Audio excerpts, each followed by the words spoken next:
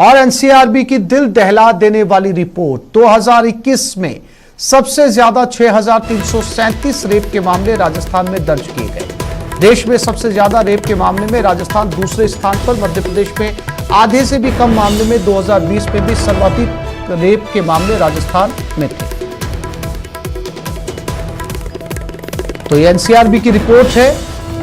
NCRB की report में rape के मामले में सबसे ज्यादा रेप के मामले 6,337 दर्ज किए गए हैं। पूरे भारत में सबसे ज्यादा मामले बलात्कार के राजस्थान में, दूसरे स्थान पर मध्य प्रदेश में आधे से भी कम मामले, यानी कि अगर 6,000 से ज्यादा मामले राजस्थान में हैं तो लगभग 3,000 के करीब मामले मध्य प्रदेश में दर्ज किए गए हैं, जो कि दूसरे स्थान पर हैं। तो ये एनसीआरबी की रिपोर्ट है और ये रिपोर्ट डरा रही है। ये रिपोर्ट ये कहती है कि पूरे देश में केवल राजस्थान ऐसा प्रदेश है जहां पर सबसे ज्यादा रेप हो रहे हैं या सबसे ज्यादा रेप के मामले दर्ज किए गए हैं।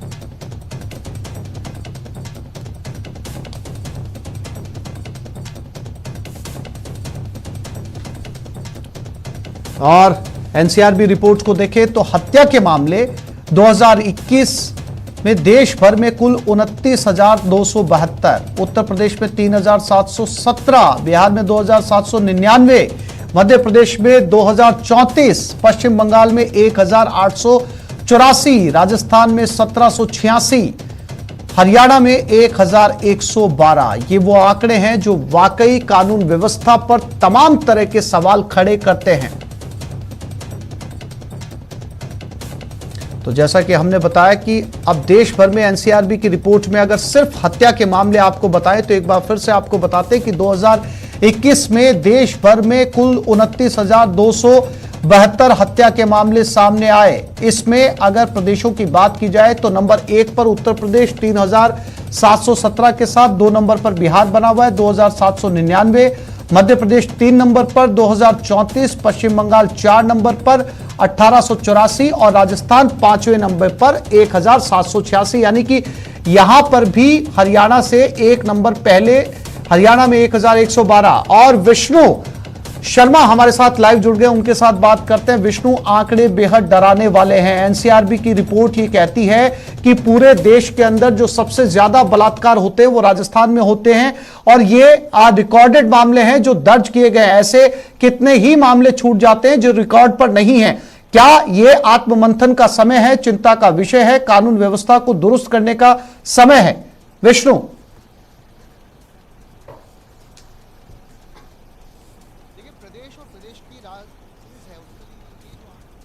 लगातार इस पूरे मामलों में कि चूंकि यहाँ पर फ्री एफआईआर रजिस्ट्रेशन का जो है कॉल किया हुआ है सरकार की तरफ से, ऐसे में महिलाओं के लिए सुरक्षित जो एफआईआर दर्ज करना काफी आसान है। इसीलिए शायद राजस्थान में जो दुष्कर्म की जो वारदातें जो आंकड़े हैं वो बढ़ने में है।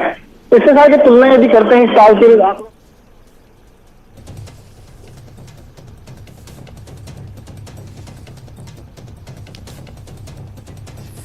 फिर से कोशिश करेंगे विष्णु से बात करने की, तकनीकी खराबी के चलते उनसे बात नहीं कर पा रहे, लेकिन आंकड़े आपकी टेलीविजन स्क्रीन के ऊपर हैं।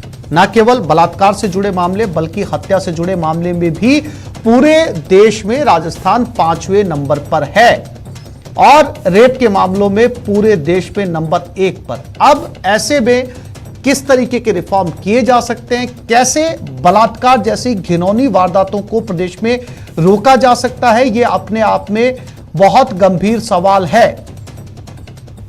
2021 में सबसे ज्यादा 6,337 रेप के मामले अकेले राजस्थान में दर्ज किए गए।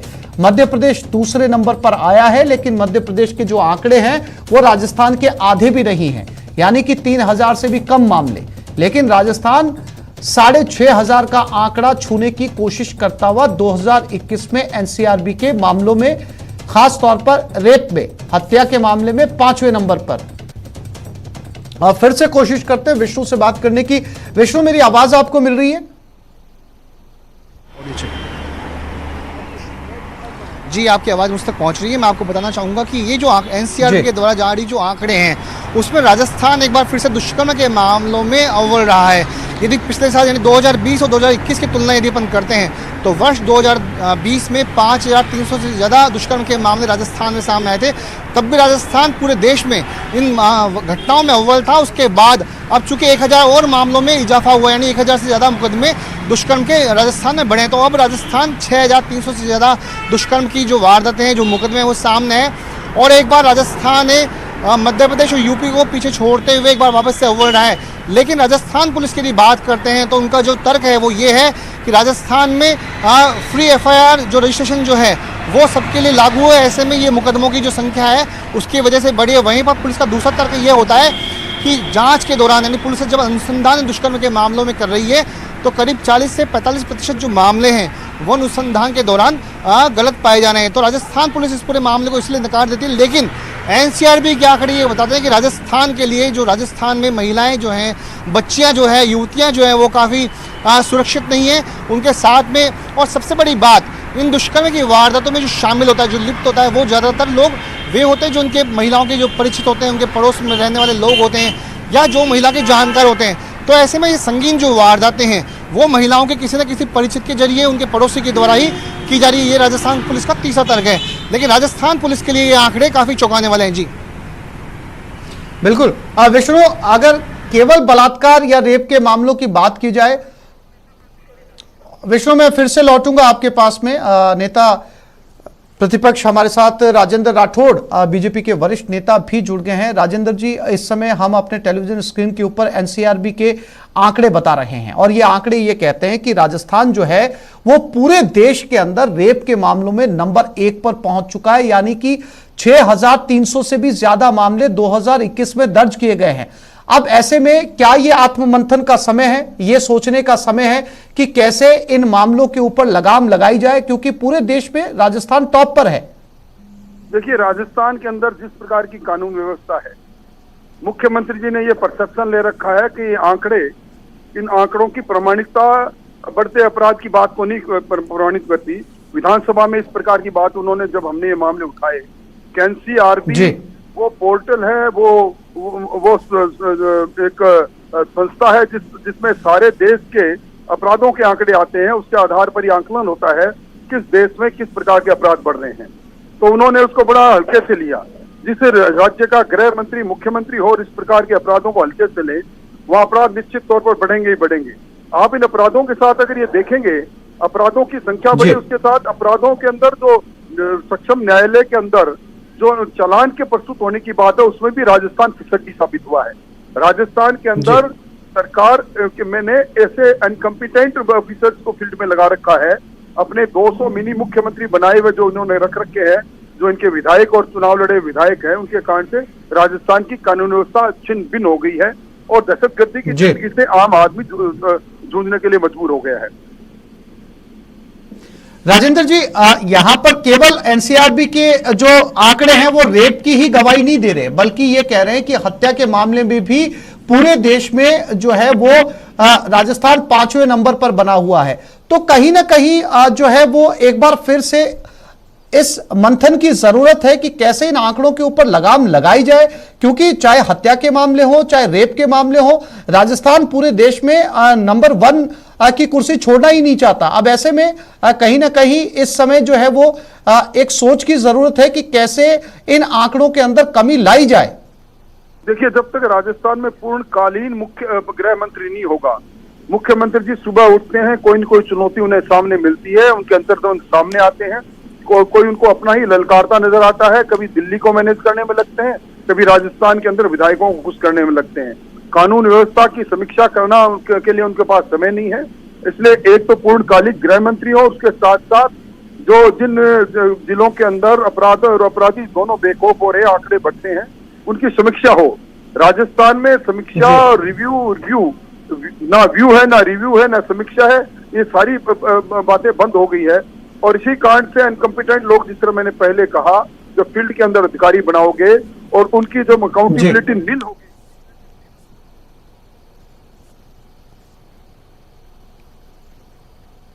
साथ इन अपराध घटित होने के बाद में अपराधियों को सजा का प्रावधान निश्चित तौर पर जल्दी से जल्दी मिले, उनको सजा, उसके लिए कोशिश करें। एक वातावरण बनना चाहिए यूपी के अंदर अपराध और अपराधी दोनों भाग गए और राजस्थान में चुपता के मुंह की तरह आगे बढ़ते जा रहे हैं, रुकने का काम नहीं दिख रहा।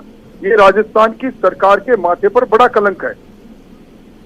जी राजेंद्र जी, जब भी इस मामले में सरकार के जिम्मेदारों से पूछा गया, उन्होंने कहा कि मामलों में इजाफा नहीं हुआ है, बल्कि लोग अवेयर हुए हैं, वो जाकर जो है एफआईआर दर्ज करवाने लगे हैं और सीधा जो है वो पुलिस अधिकारियों को निर्देशित किया गया कि किसी भी मामले की एफआईआर नहीं छूटनी चाहिए।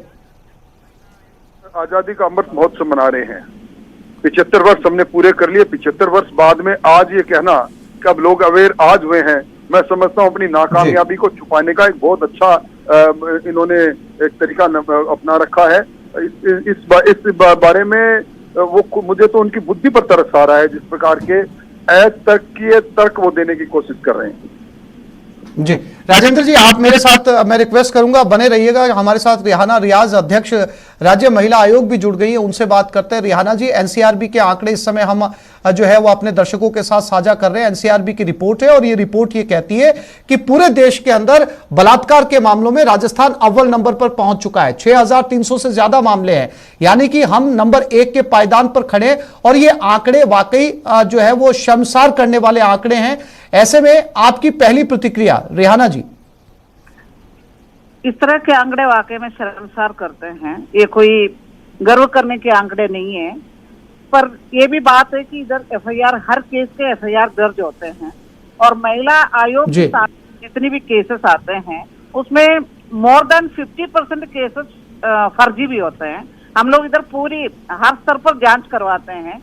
महिला आयोग में भी सारे अधिकारी बैठते, मेंबर्स है, हम लोग उस चीज पर बातचीत करके और जो भी संबंधित जिला है उसके अधिकारियों से बात करते हैं और कई दफा आयोग में तलब करते हैं।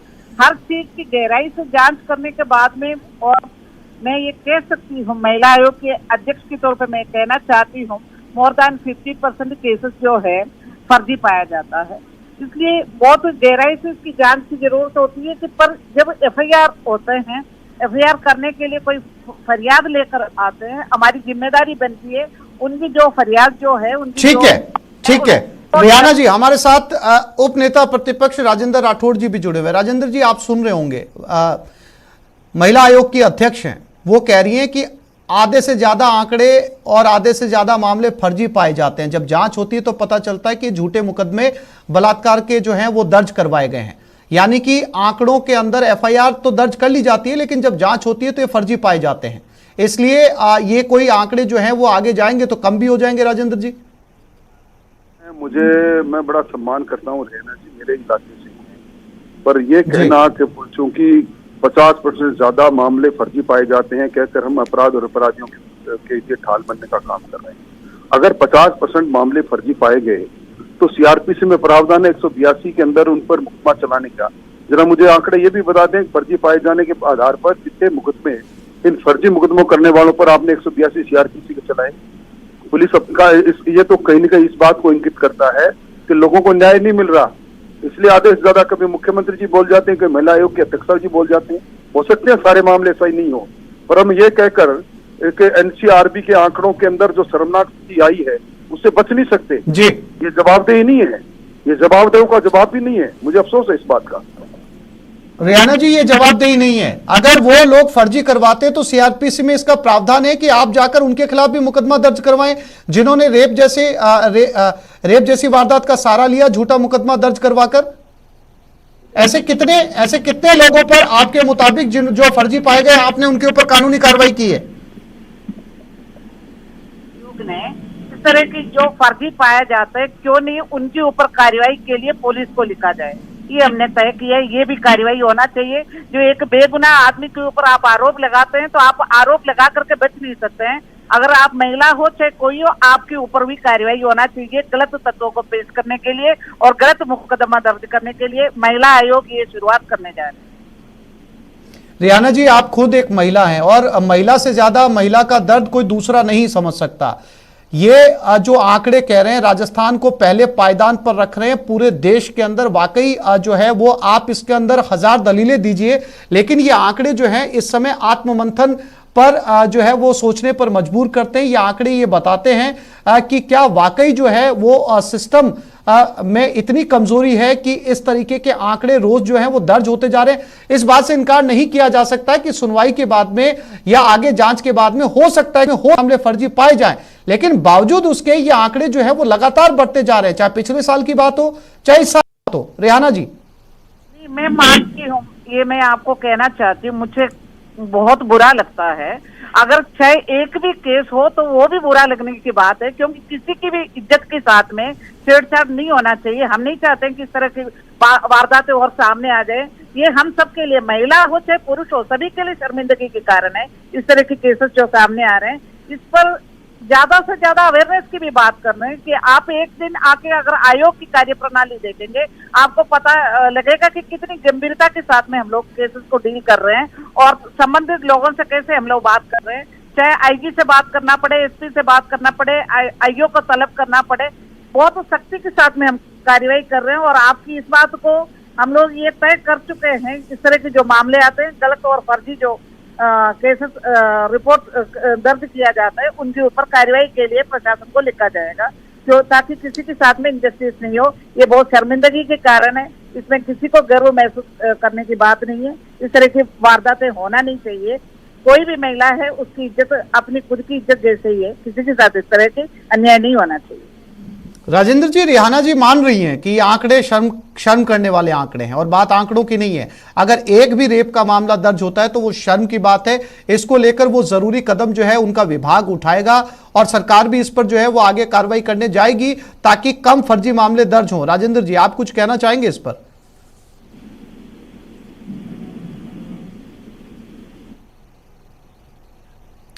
लगता है राजेंद्र जी से हमारा कनेक्शन टूट गया है। रेहाना जी हमारे साथ लगातार बनी हुई है। रेहाना जी, हम इस समय एनसीआरबी की रिपोर्ट जो है वो दिखा रहे हैं और आपने अपने विचार हमारे साथ साझा किए। रेहाना जी, बहुत शुक्रिया हमारे साथ जुड़ने के लिए। राजेंद्र राठौड़ साहब, आपका भी बहुत शुक्रिया हमारे साथ जुड़ने के लिए। तो इस बुलेटिन में फिलहाल इतना ही। नमस्कार।